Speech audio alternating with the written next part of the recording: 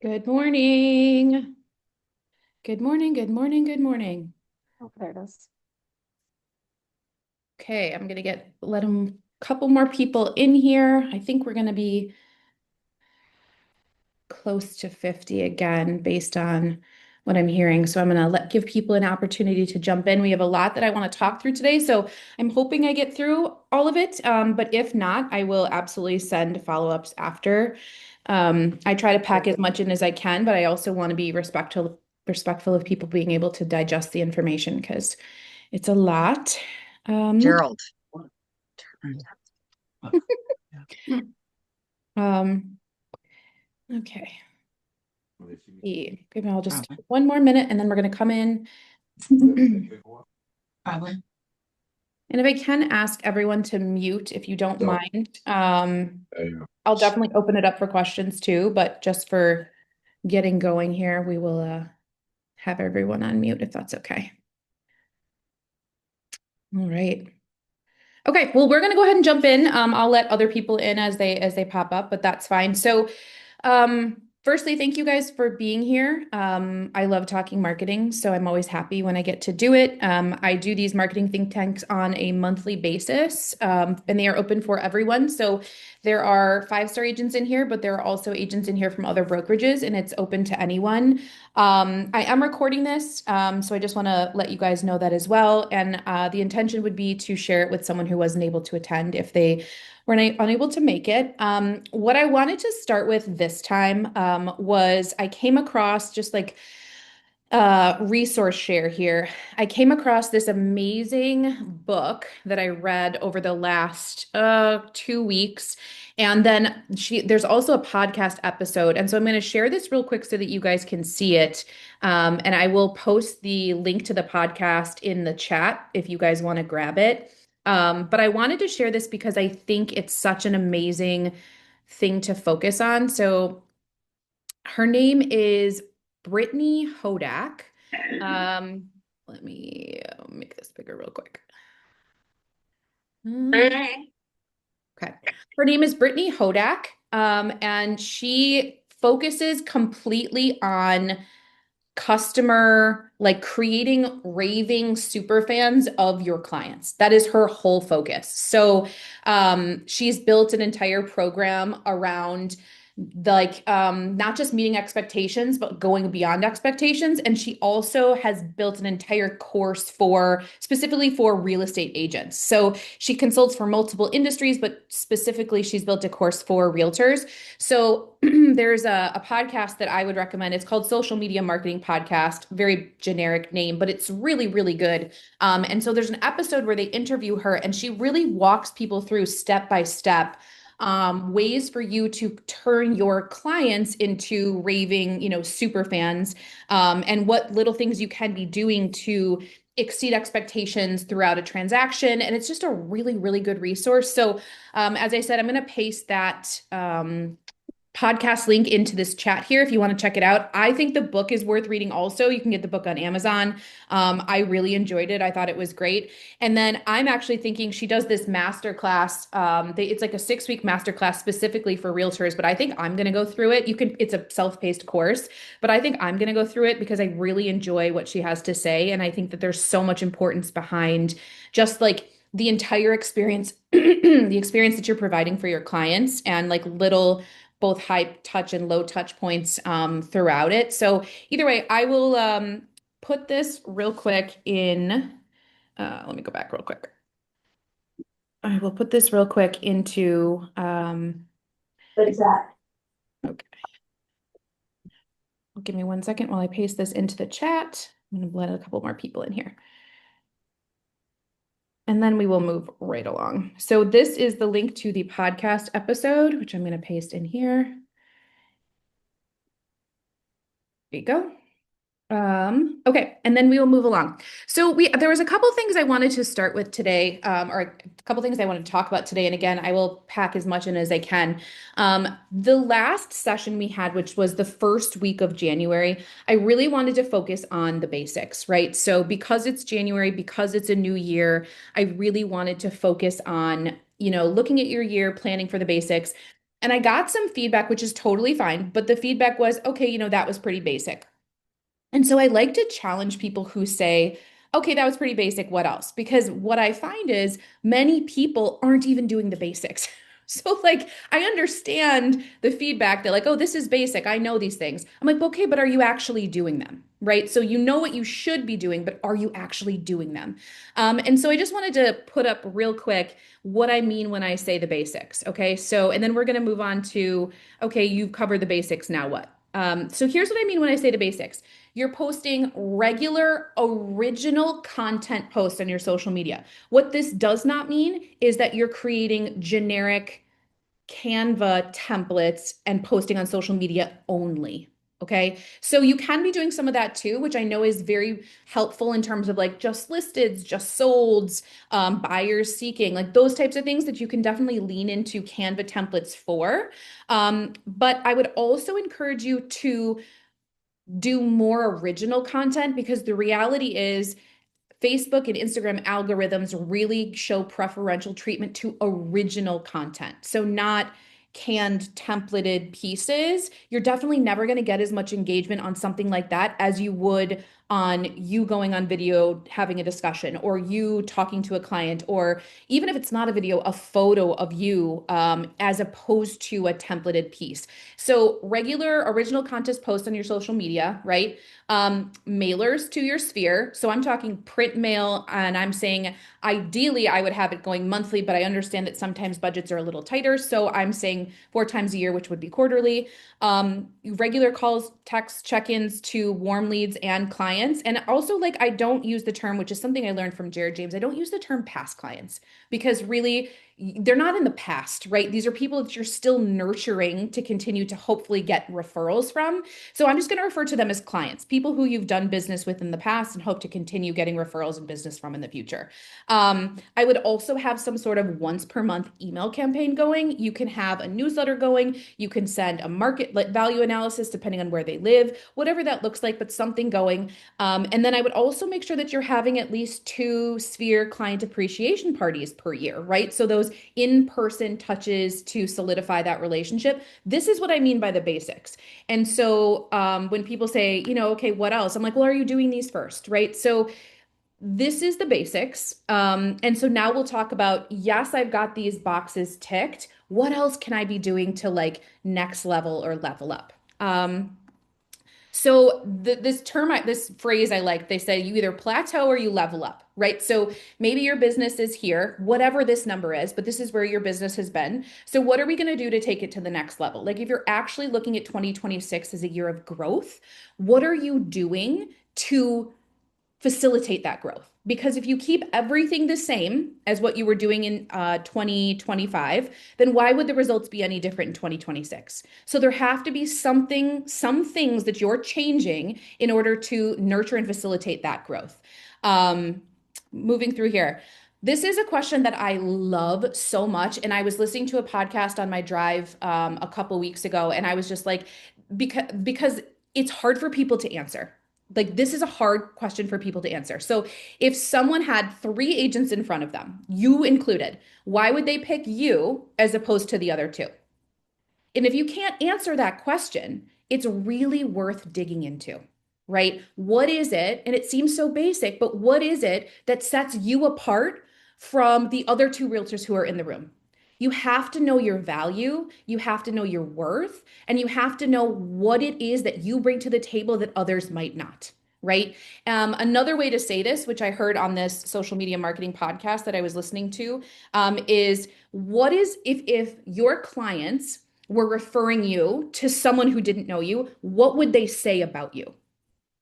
And if you don't know, ask them, right? If you don't feel like this is something where you can point out your strengths on your own and you need some assistance, then go to your best clients or people that you've worked with multiple times or even just once and say, hey, I'm doing an exercise. If you were going to describe me to someone you were sending a referral to, how would you explain, like, what would you say to describe me?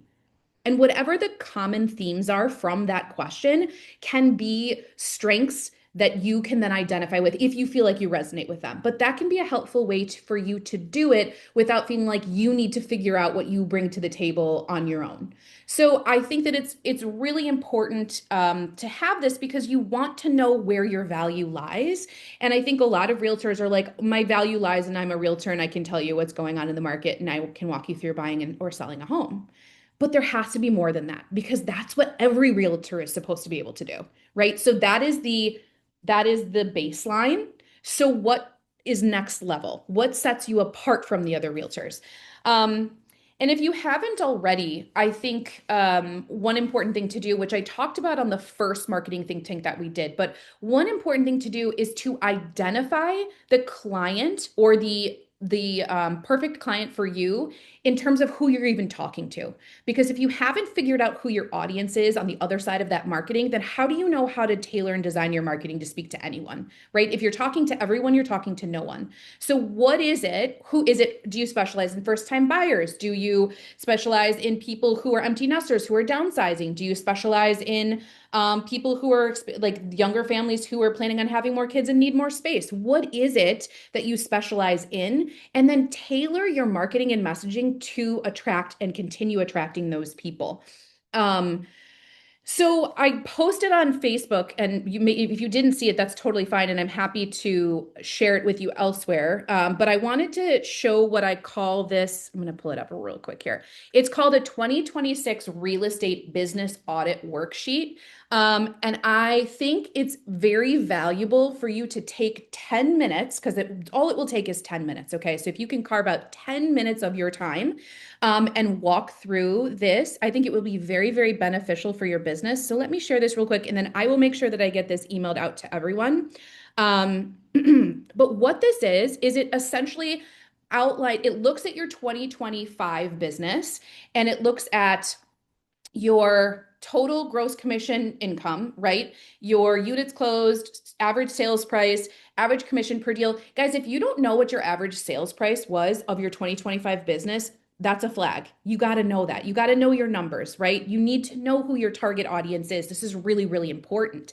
And then really what it does is go down by, okay, what are my top two lead sources? Is it referrals? Like, was I 90% referrals and the other part was from paid leads? Or was it, I got, 75% of my business from Sphere and then 10% was from, my neighborhood farming that I'm doing or whatever it is. But you need to know where your business is coming from and even knowing the percentage of your business. So looking at your business and saying, okay, I did 30 deals last year, 25 of them came from my Sphere, 4 of them came from this, and 1 of them came from this. It is very telling in terms of where you should allocate any marketing time and effort based on where a majority of your business came from, right? So that seems like that's a pretty basic thing, but I just want to reiterate that because most people don't even take the time to analyze this stuff.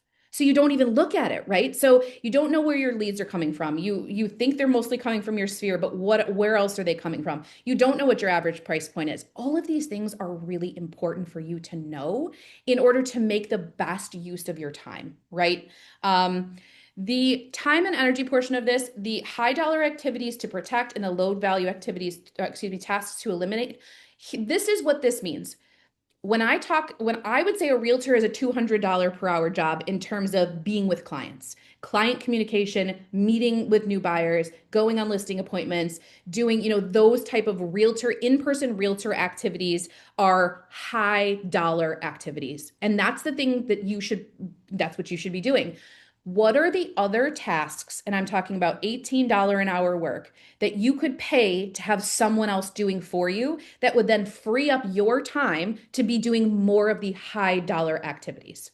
Okay. So a lot of times what agents will do is they'll pay someone to do some of their administrative work, right? Because administrative work can be the $18 an hour work, or they'll pay a transaction coordinator, right, to take some of that admin off of them, or they'll pay a marketing person to do some of that. But I think as you're going forward and as you're intending to grow your business, you have to look at where you're spending a majority of your time. And just because you don't have time to do something doesn't mean it's not worth doing, right? So you can be a very busy realtor and you're like, well, I'm with clients so much that I don't have as much time to focus on marketing. Okay, well then how are we going to fix that? right? Who's going to take this marketing on?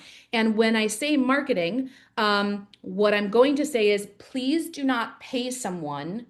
This is my plea from over here. Please do not pay someone $300 to $500 a month to create Canva templates and post them for you on social media.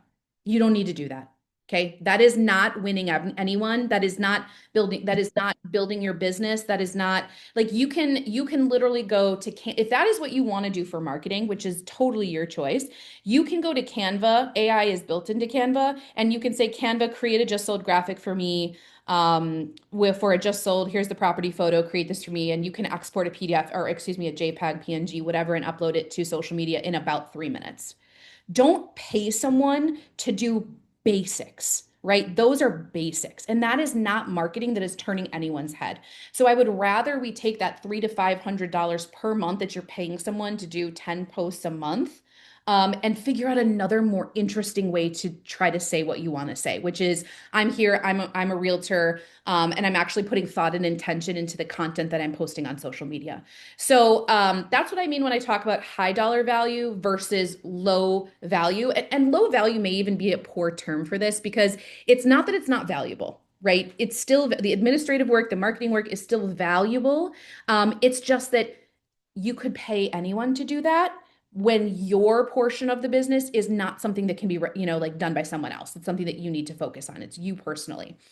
Um, and so what I like too is this setting the intention for 2026. So, you know, the client quality portion of this, where it's like, okay, here's clients I want more of. And like, I'm not just saying like, ooh, I would love more $1 million clients. I would love more, higher price point clients, right? But like clients you want more of. What are the traits and attributes of the client that you would like to attract more of? There's something to be said for even just physically writing these things down, right? There's something that kind of stays in your brain when you physically write something down with intention and say, this is where I'm hoping to go for the upcoming year. And then clients I will say no to. You guys, as realtors, you get to choose who you work with, right? And so it's really helpful, again, when looking at 2025, if there were specific deals where you're like, oh my gosh, that was not worth the money I was paid for this. It was an absolute nightmare. I was frustrated. My cortisol was through the roof the entire time we were working together, and it wasn't worth my time. You get to choose if you do not work with someone who gives you those same types of red flags again. Because at the end of the day, was it worth the money you made on that deal going through that process again? And again, this is just more of like a therapeutic, like evaluation of what you did in 2025, because again, people don't take the time to do this. So I just like, take the time to do it. The brand and market position, again, this is kind of what we talked about on this last slide, but like, why is someone choosing you? I will tell you guys, as I'm having conversations with realtors, and I talk to many, many realtors a week, probably the way you guys do, I am seeing more and more people competing for listings. I am hearing that multiple agents are going in and presenting for the same listings, where before, or I wasn't seeing as much of that previously. Now, I just talked to someone who the client was interviewing 5 different realtors. So you better know what it is you're bringing to the table that's different. So you have to be very confident in your ability and what it is that your exact value is to that person. Because probably everyone's going to bring a range of the same price for that home if they're doing it properly, right? So they're pulling good comps, they're looking at the market, and they're pricing it accordingly. Now, yes, you may go up against someone who says, well, I'm going to list even higher so that I get this listing, even though I know that we're going to have to drop the price in 2 weeks. You might get that for sure. But either way, I would just say you need to be confident in who you are and what it is you bring to the table. And if you don't know what that is and you can't answer that for yourself, then talk to your clients and ask them how they would describe you, because I think that that's a really good way to do it.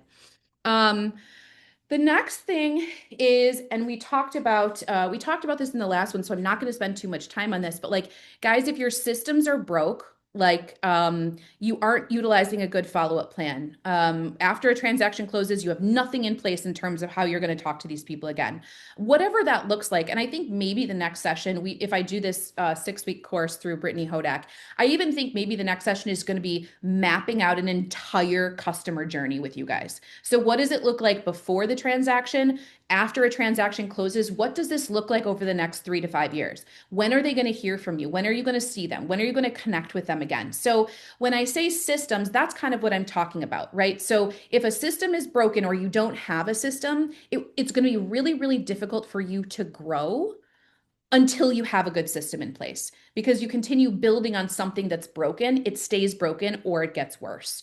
So I just want to put that out there too. And then the next is your primary business focus for 2026. And some people aren't intending to grow, right? Some people are like, I did as much as I could in 2025, and this is where I want to set the standard for 2026 as well. And that's fine too. When we talk about non-negotiable standards for 2026 or goal setting in general, this can be anything that you think, let's be like shoot for the stars, sure, but also you want to have something realistic, at least at one of the goals, so that you can feel good when you get it accomplished, right? So I talked to someone the other day, and their goal is literally to have one coffee meeting per week for 2026, one a week. That is the goal. Okay. And I love that goal. And I honestly want that goal for myself because I know myself and I thrive when I'm with another person and can have like a one-on-one conversation with another person. I learn a lot. I get like, I get a boost of like energy from it. I get excited about it. That is good for me. It's good for my mental health. It's good for going back to the workplace and feeling good about what I've accomplished for the day. But that is their goal. And it doesn't have to be business related, right? It doesn't have to be, ooh, I'm only going to have coffee with people who might be buying or selling in the next 6 to 12 months. No, it's any connection that you have that you want to just like get in front of them, talk with them, spend some time with them, because you never know where referrals are going to come from, right? Okay, so I will share that spreadsheet with you so that you have it. I think it could be very beneficial for you to go through. Um, and then we're going to jump back in here. So the next thing I have is here is what I want to post. Give me one second so I can share my screen so that we can see what I'm talking about. I love this slide and I want to talk through. I love talking about social because it's everywhere and you can't escape it.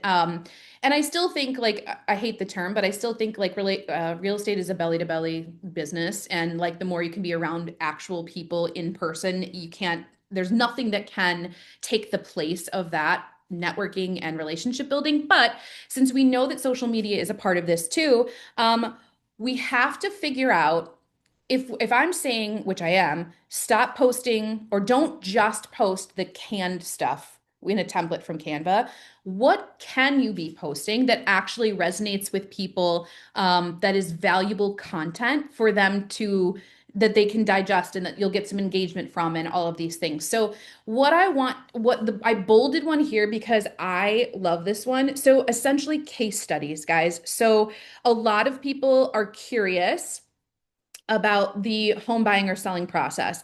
And like most realtors are posting very generic content about it, right? So if you work with me, if you work with me, I will walk you through the steps of buying a home, or did you know that buyers put down yada yada percentage, like that's great, but what that doesn't do is walk me through a journey of actually working with a customer, right, with a client. I want to know the ins and outs, not the nitty-gritty details that are going to bore everyone, like title insurance and those types of things, but like I want to see real life case studies. So I would love if someone would tell a story of working with a specific client and do it on video and have the client tell their side, or you tell your side of the story. It doesn't even have to be have a client on the video with you. It could just be you, but telling you where the client came to you and was looking for X, Y, and Z. We toured this many homes. We found this one. We put an offer on this. And maybe it can be one that's a little trickier, right? So there's a little more nuance to it,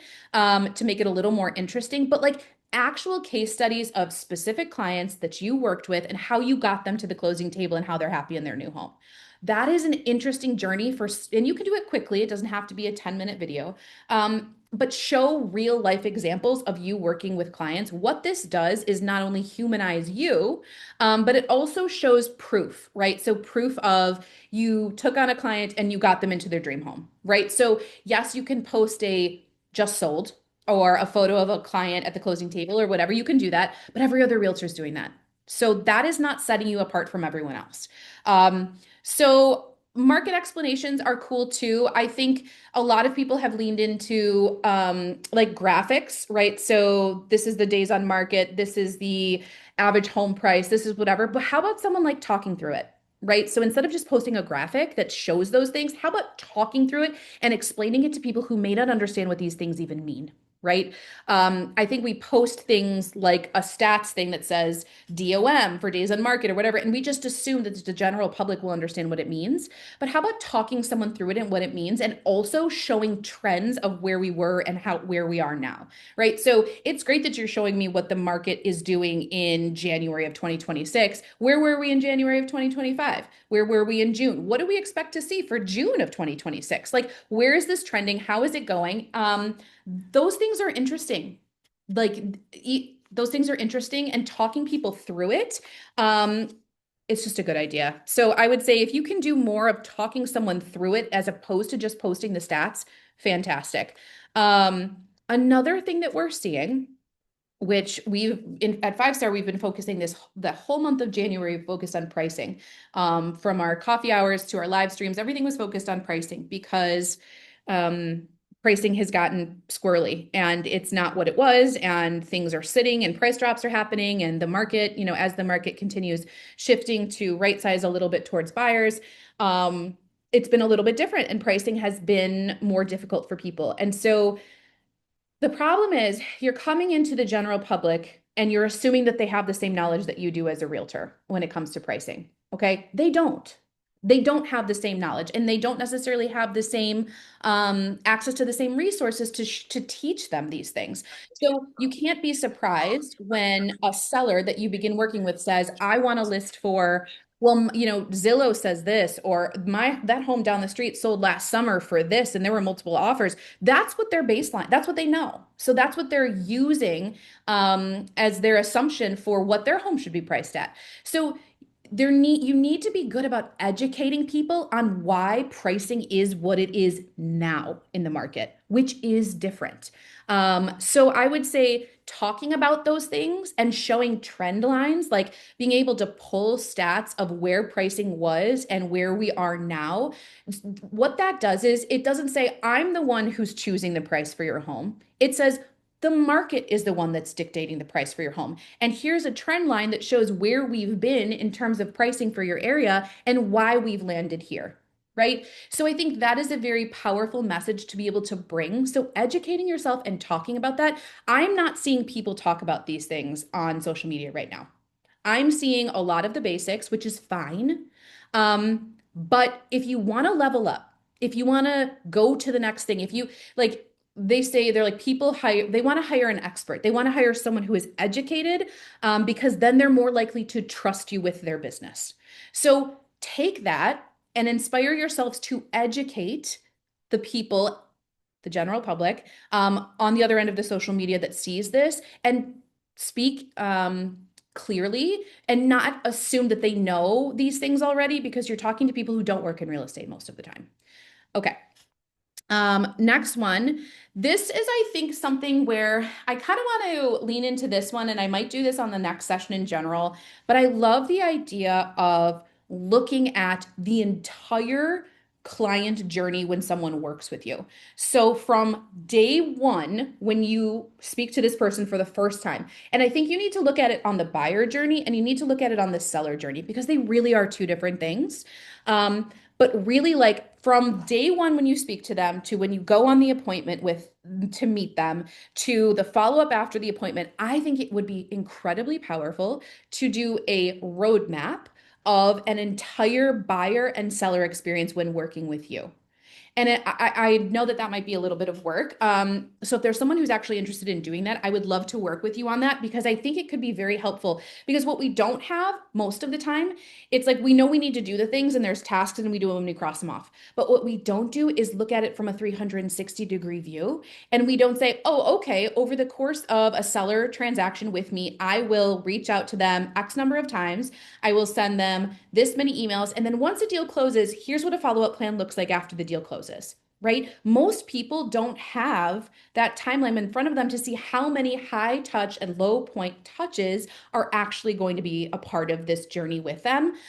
Because I will say, like, you guys know this, but like every realtor gives a closing gift, guys. Every realtor, most realtors ask for a review. How they do it is different, but most of them do. And if you don't do it, you need to get better about it. But like, so that's the base, right? And what this mapping this out allows you to do is look for places where you can improve it. And if you don't have a good handle on the entire experience as it stands right now, then how do you know where to improve it? So, I love the idea of that. And I love the idea of mapping a couple of those out just for like best practices in terms of, I mean, the real thing is, which is another thing I picked up from Jared James, but like the before the transaction is like 15% of, or whatever it is, 20, 15% of the actual relationship you're going to have with someone. And then 75 to 85% is what happens after a closing.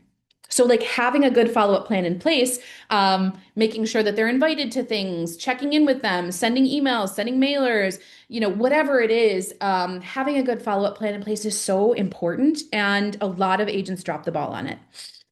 So when we talk about a signature experience, I love the idea of having your own branded, and some agents already do this, but if you don't, that's fine too. But I love the idea of someone coming to me with a branded listing presentation or a branded buyer presentation. That doesn't mean that you need to sit and go through all 24 pages of it with me during a listing appointment, but having something branded that is customized to you and the way that you work is a polished, professional presentation, and also it's a leave behind, right?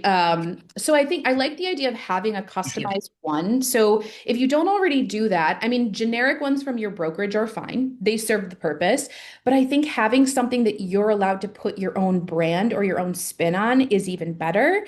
um, Client updates and milestones. What are these? Again, this is part of mapping out the entire journey of a client, which I think is a really important thing to do. Memorable closing process. Guys, like we said, everyone brings a closing gift. Everyone gets a closing gift. Some are dropped off after, some are brought to the closing table. Whatever that looks like, everyone's doing it. So, what is it about yours that's different? What is it about yours that's personalized? I know that there were some realtors who were doing like watercolor paintings of the person's home that they were moving out of, but now many realtors are doing those. So as soon as a realtor catches on that it's well received, other realtors start doing it, and then someone on Etsy forms a whole business out of it, right? And then they start doing all of these things. I actually heard of a really cute one on a podcast the other day where instead of having like a watercolor done of their previous home, they have a bird feeder, a replica of their new home that they're moving into, made into a birdhouse, that then hangs in front of the house or wherever they want to put it. But it's such a cute idea. But either way, the more customized and personal you can make the closing experience, the better, because those are the things that people remember. Those are the things that people are like, okay, so here's another example. And I love this one because I just heard about this, and it's not real estate related, but I always say, I'm like, I think you can learn a lot from other industries, not just real estate. So there was a car wash manager, and he was having a hard time getting people to, like, how Mr. Car Wash has like subscriptions, right? Where you can be like a client. I'm going to stop sharing real quick so that you guys can see, but like, how they have like subscriptions or memberships or whatever, and on a monthly basis you can have unlimited car washes and you pay a certain month. Well, this car wash manager hired a consultant because he was having a hard time getting people to keep their subscriptions longer. And so he started thinking about, what can I be doing, right? Because car washes are not the most exciting thing. I mean, it feels good once you have one, but they're not the most exciting thing. So he's like, what can I be doing to encourage people to continue their membership with us longer? And what he ended up doing, which I think is incredibly cute, is that he got a big bulk order of Hot Wheels cars. And every single person that came through with a child in the car, he would give them a Hot Wheels car, and he would say, okay, now your parents' car is clean. You're responsible for keeping this one clean. And so that those kids then got excited about going to the car wash and asked to go to that car wash instead of others because they were going to get something like that at the end of it.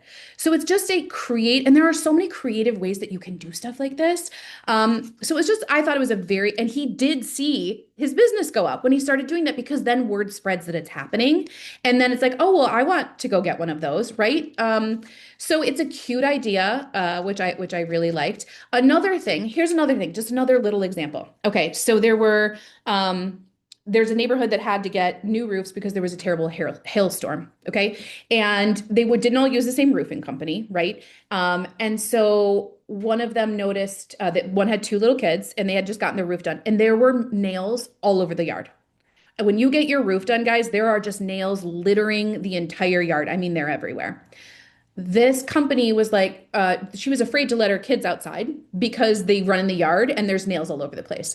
And so she talks to her neighbor and they're like, oh, they didn't come do a sweep with that magnet thing to pick up all those extra nails from the yard for you? And she goes, what? That's a thing? So, not for spending any more money. It's just a service they provide. They literally, one company sweeps your yard with a magnet, whatever it is, to pick up all the loose nails. And then they come back again after the first rain, which is when a lot more nails surface, and do it again. So she goes, so who do you think, if someone asked me for a roof recommendation, who do you think I'm referring the next time? The people that I had done that did a fine job on my roof? I don't know. Look, it's a roof. Roof looks fine, right? But who actually put that extra emphasis into doing something different that that company didn't offer? That's who she's referring. It's stuff like that that makes a difference, right? So hopefully those types of examples. I know there's a lot of like, okay, well, where do we go with this as a realtor? What does this look like as a realtor? And you can brainstorm about that, but it's just those types of things are what I'm talking about when I say, hey guys, if you get a client from meeting to close, that's the baseline. That's the expectation, right? Okay, what do we have here? So next thing we're going to walk through is so again, while AI is has good and bad, you can go to, if you're interested and you want to tap into AI for something like this, you can go to, I'm going to share my screen again real quick. You can go to ChatGPT or whatever your favorite AI agent is, and you can say, hey, I have covered the basics in marketing as a realtor.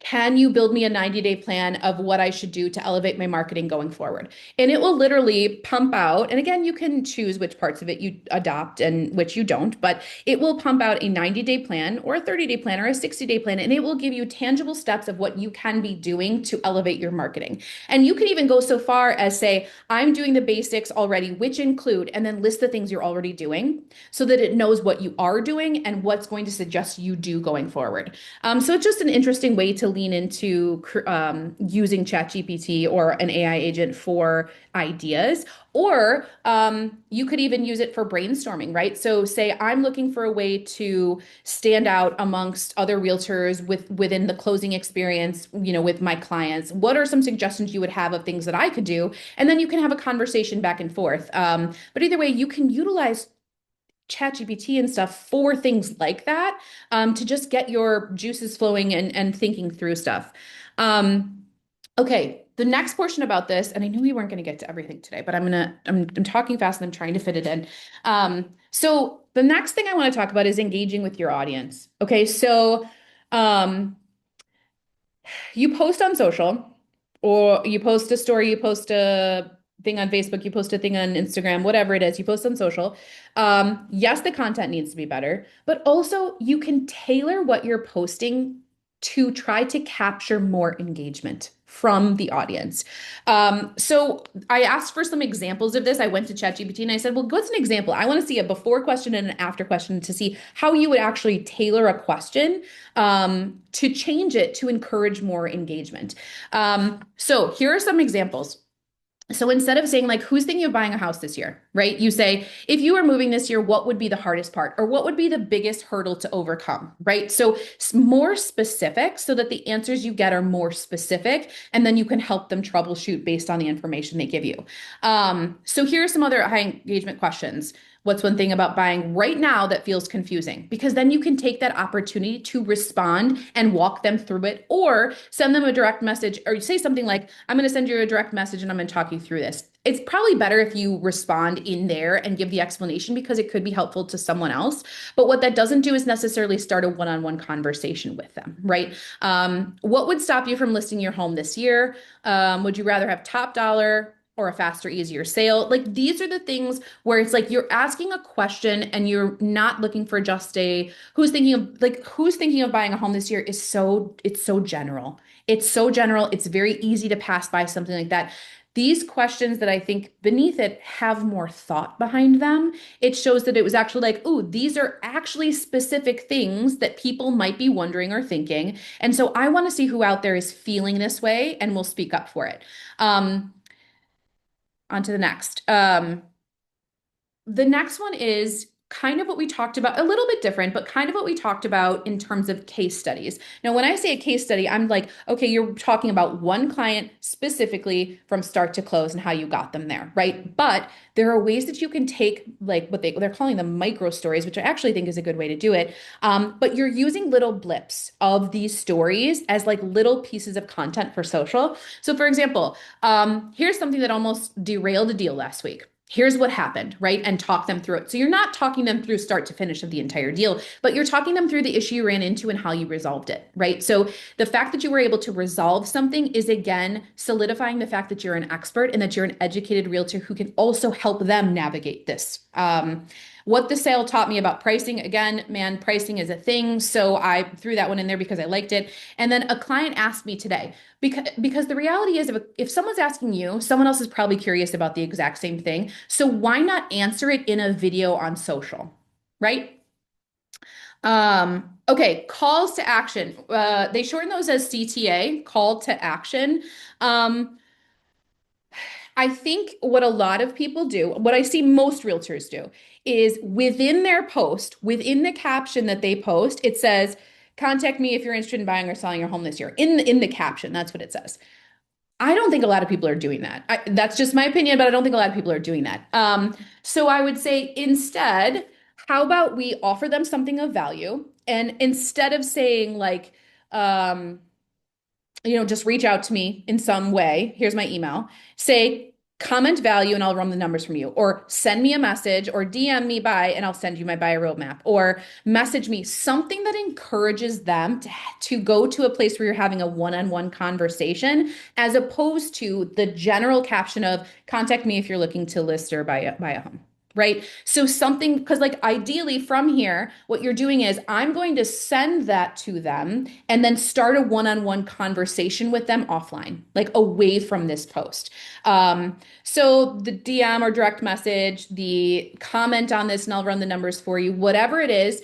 I like it better because there's a specific call to action as opposed to just a very general one that most people will glaze over.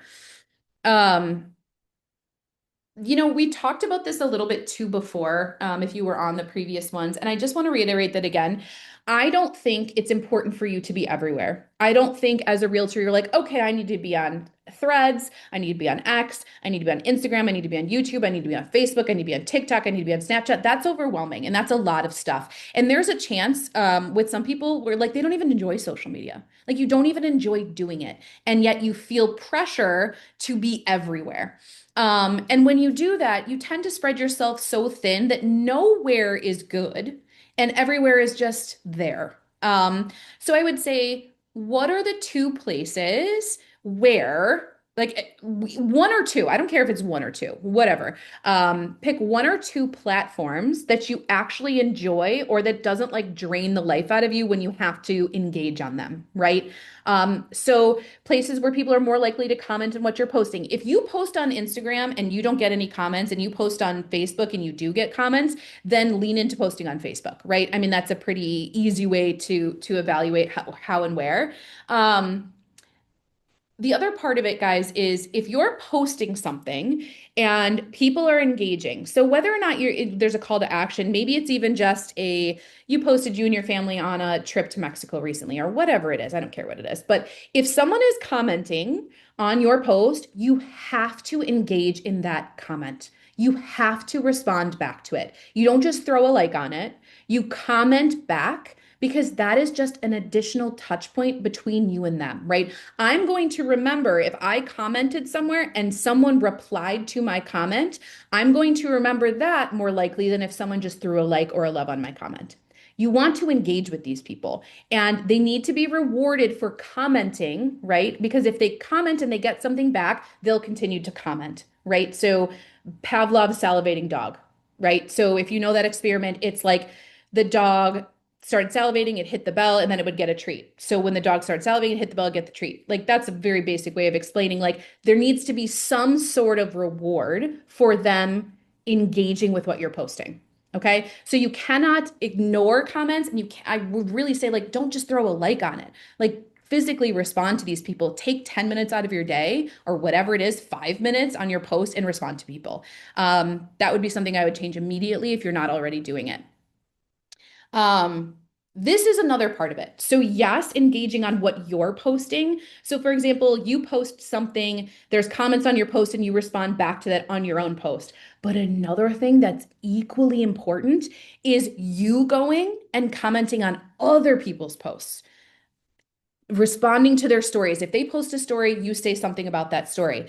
If they post something, you comment on that, right? Also, I love this, and I don't know if you guys already do this, which you probably maybe you do, but sending voice notes instead of text is so huge. So like if I'm reaching out to someone, for example, and I haven't talked to them for a while, I'm going to send them a voice note. Like maybe they don't have time to have a phone call with me right that moment, but a voice note lands different. Like if I get a voice text and I can listen to someone actually their own voice in their own cadence saying something to me, it lands different than sending a text, right? So I just want to put that out there because I think that I don't know if people already utilize it. Maybe you do, but I would say like send voice notes instead of text, even for like, even as you're working with clients, and you're like, oh, I could shoot them a text, or I could send them a voice text and I could talk them through instead of sending just a text.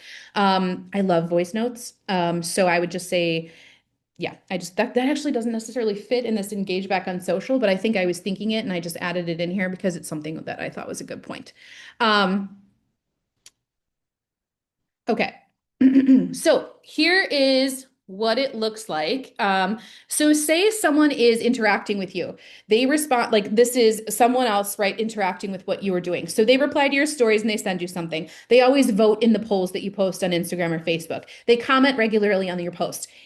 Take that and be like, oh, you know what? This Sarah actually has liked all my stuff. She's voting in all my polls. She's commenting regularly. This person is very engaged with what I'm doing. I'm going to shoot them a message and I'm going to try to start a conversation that way, right? There are people who are like really fans of yours or really like the content you're posting, and they should be rewarded in such a way, right? So try to start a one-on-one conversation with them. Now, this does require that you pay attention to people who are liking, commenting, and engaging with your posts. But as you post more, and if you post a lot already, you might already know this, but there are some people who are always going to engage and just like what you do. And that's because they're a fan of yours. So but like do something and try and move the conversation off. So if I was talking to someone, and granted I'm not a realtor, that's not what I do, but if I was someone and like I post and they always comment on my post, they always like my post, they're always viewing my story and voting in my polls, I'm gonna message that person and I'm gonna try and start a conversation. Doesn't have to be a salesy conversation, right? But even a conversation to like reward them in some way or to show acknowledge them for liking what I'm doing. Because that just shows support, right? They're supporting what I'm doing. It's a kind thing to do. So why not engage with them in a way that says, hey, thanks for the support or thanks for engaging with my stuff. If you ever need anything, I'm here, right? Okay, moving on because I know, and I want to open it up for questions too. And I knew I wasn't going to get through it, but that's okay. Okay, I don't want to go too far into this, but I just want to say, people don't want perfection on social media. They want real life, they want flaws, they want all of that. So, man, I don't know what it is. I don't know what it is. I have the hardest time with these AI trends, guys. I don't know. I have the hardest time because I see like this new one where you can take the script and like type in and be like, hey, create a caricature of me. Here's a headshot. And then you post it on social, and then people are like, oh, you can do this for yourself. I'm just like, what's our goal here?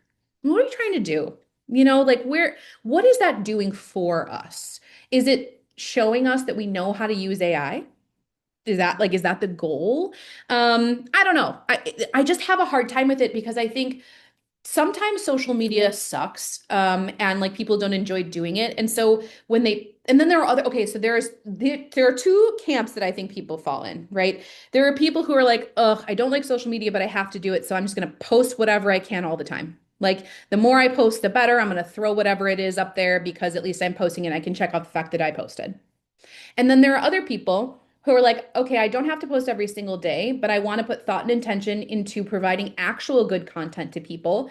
And so I would ask from your side of it, um, someone who posts every single day, multiple times a day or every other day, but what they're posting isn't valuable content necessarily, or the person who's like, I'm going to post once a week, but I'm going to post a good video that explains something or that I think actually has value to other people. You on the other side of this, as a viewer of their social media, which would you prefer to see?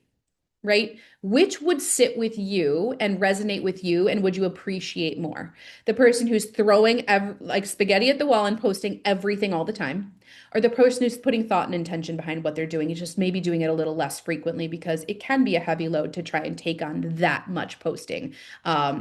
So I just like put yourself in the receiving end of it on the other side of social, and figure out like if you know you're like, you know what, I actually would prefer to just see one good video from them per week with valuable content, then like that's what you should be doing, right? You are your like put yourself as the target audience of what you're putting out there and say what is preference to you, and think through it that way.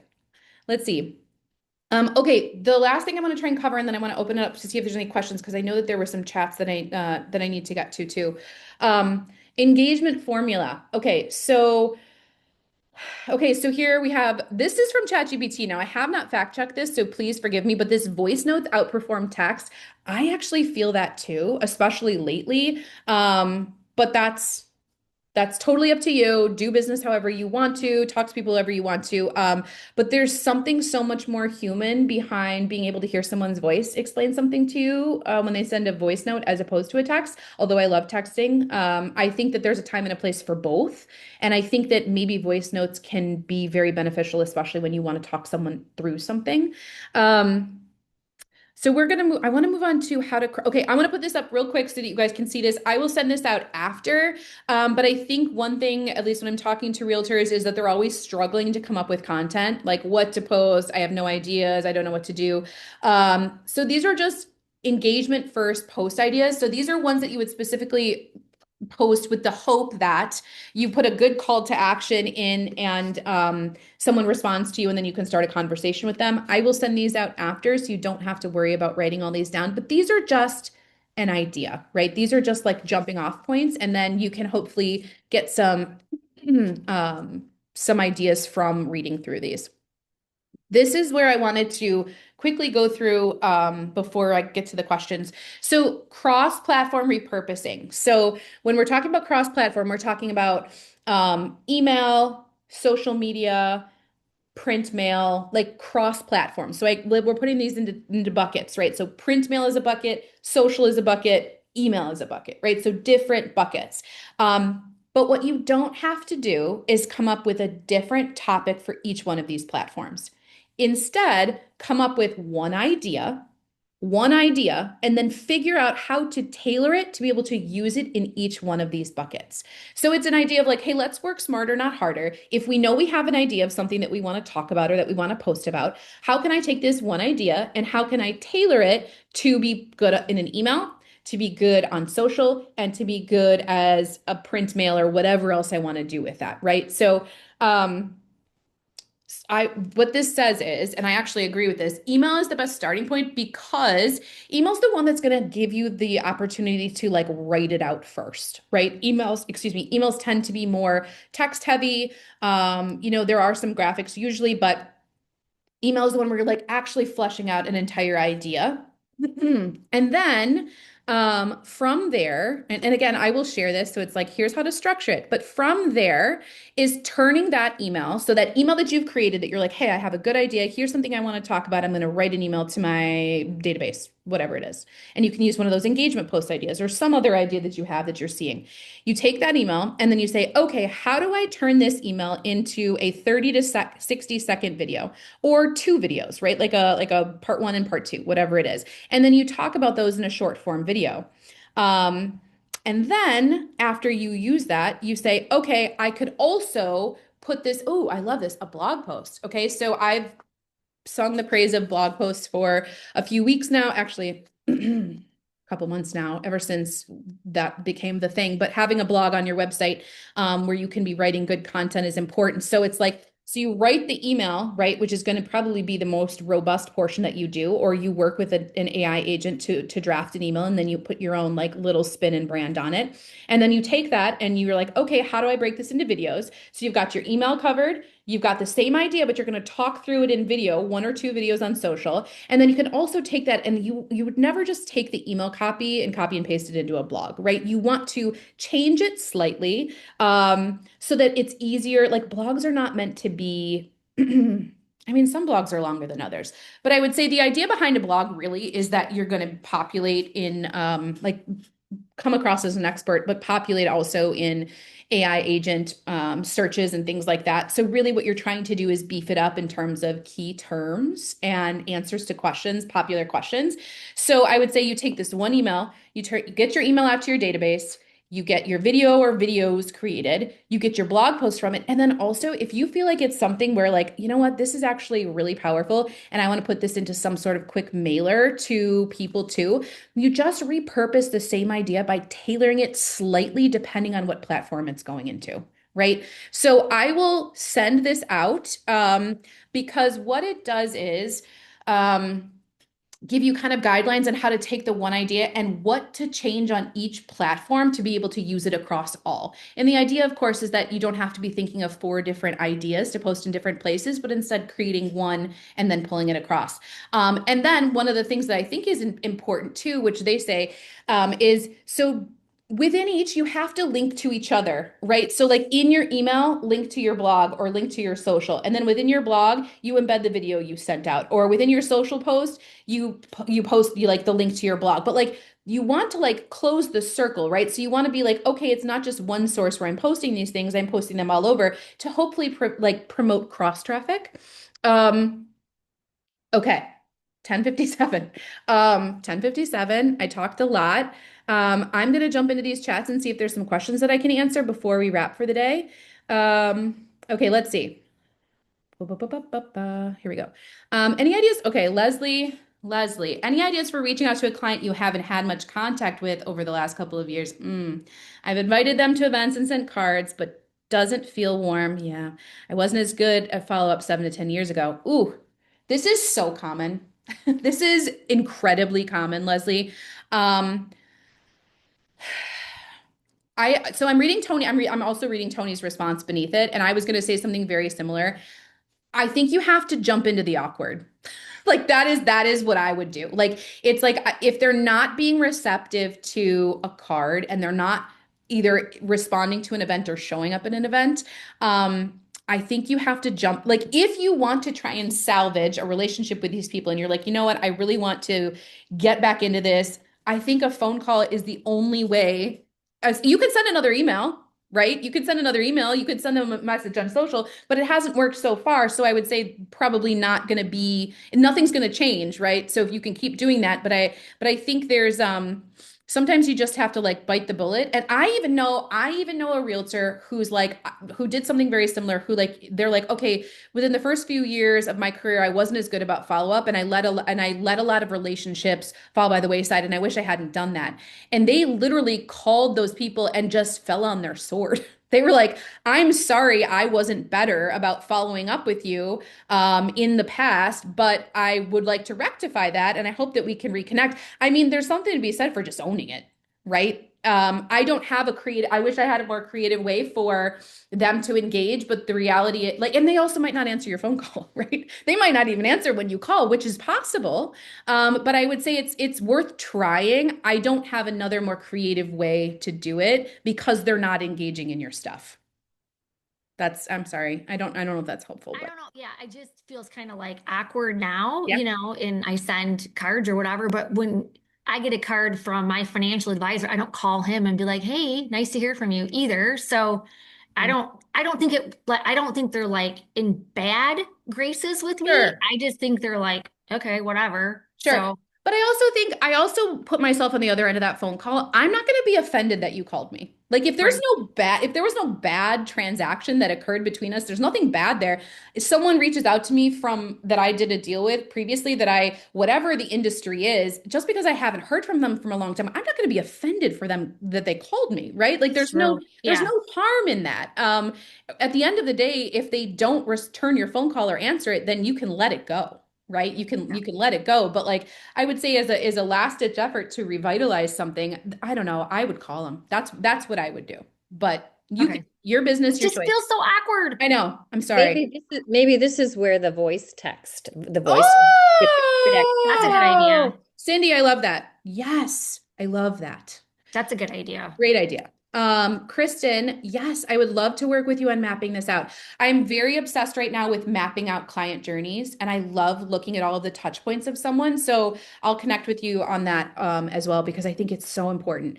Okay, Cindy, I did something similar with sellers who had kids. Yes, yeah, yes. So this is house clean their rooms for showings, and they would get a special treat. We love bribery for children. I gifted the kids gift cards so that they could shop for things, knew the room. Yes. This, Cindy, this is the exact example of something that sets you apart as a realtor that people will remember because not all realtors would do that. This is like, yes, the baseline, it's beyond that, right? So this is why like the next time they will absolutely refer you, but also remember and want to work with you again, especially their kids. How frequently would you suggest to add a poll in my post? Not often. Like do it, but people burn out on things so quickly because we're seeing a million things a day and you're wanting to try and like capture people's interest. So I wouldn't do it more than like once a month if I'm being honest. So that's the baseline that I would use. And if you do it more than that and your engagement goes down, then you know you're doing it too often. Right. But like people burn out on things too quickly. And that's why it's like it can't all be video, it can't all be polls, it can't all be this. It has to be a mix of things, which makes things a little more complicated when you're trying to plan. But it has to be a mix. And so I mean, I wouldn't do it more than once a month. If you do it more than once a month and I'm seeing it, I'm not voting. That's just personal Yeah, preference. I agree. And Okay. I actually avoid them for that reason because I think Yeah. they do see the relevance of why you're posting them. I Yes. don't know that people actually are saying, oh, I really want to answer this No, question. no. But people love voting their opinion on things. I agree. I agree. Yeah. They always want to, everyone's got an opinion and they always want to be like, oh no, that room looks terrible. Or that color choice was awful. So I would say it can be in there, but it's just that cannot be a main part of what you do. So, okay, those are all the questions. It's 11:03. I hope you guys found today valuable. And I am going to send you all an email. Okay, I'm going to send you guys an email. With the business evaluation sheet that I posted and also the presentation so that you can look through it if you want to. But thank you all for being here, and we'll have another one next wow, early March. And I think I want to focus on customer journey for that, the touch points of a customer journey. That's where I think I'm going to go with that, unless I get inspired by something else. But either way, have a wonderful day and talk to you later. Thanks, guys.